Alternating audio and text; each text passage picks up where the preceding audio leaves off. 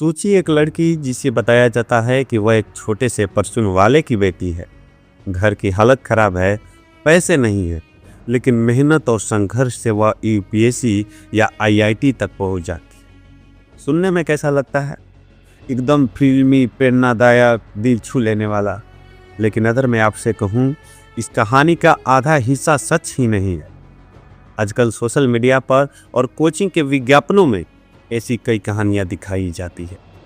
बताया जाता है कि देखिए, गरीब परिवार की बेटी ने यूपीएससी में टॉप किया, लेकिन जब कुछ लोगों ने इसकी जांच की तो पता चला कि कहानी कुछ और ही है। जिसे गरीब परिवार की लड़की बताया जा रहा था, असल में उसने पढ़ाई की थी एक महंगे इंटरनेशनल स्कूल से। उसके बाद उसने दिल्ली यूनिवर्सिटी जैसे बड़े कॉलेज से ग्रेजुएशन किया। मतलब जो कहानी हमें दिखाई जा रही थी वह पूरी सच्चाई में ही थी। अब सवाल यह है कि ऐसी कहानी बनाई ही क्यों जाती है? क्योंकि भावनाएं बिकती है।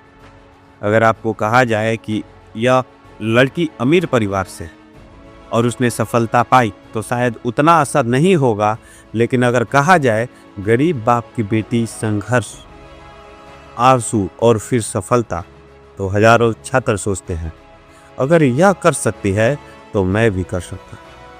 और यहीं से शुरू होता है कोचिंग इंडस्ट्री का असली खेल।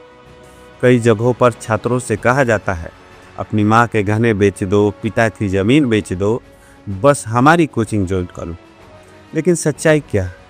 हर साल लाखों छात्र यूपीएससी की तैयारी करते हैं और उनमें से बहुत ही कम लोग सफल होते हैं। बाकी लोग सालों तक तैयारी करते रहते हैं, पैसे ख़त्म हो जाते हैं और ज़िंदगी की दिशा ही बदल जाती है। इसका मतलब यह नहीं है कि यूपीएससी की तैयारी गलत है। इसमें गलत है कि छोटी कहानियों से छात्रों को बाका इमोशनल मार्केटिंग करना और सफलता को आसान दिखाना। सच यह है कि यूपीएससी सिर्फ मेहनत ही नहीं, बल्कि समय, पैसा, मानसिक ताकत और सही रणनीति भी मांगता है।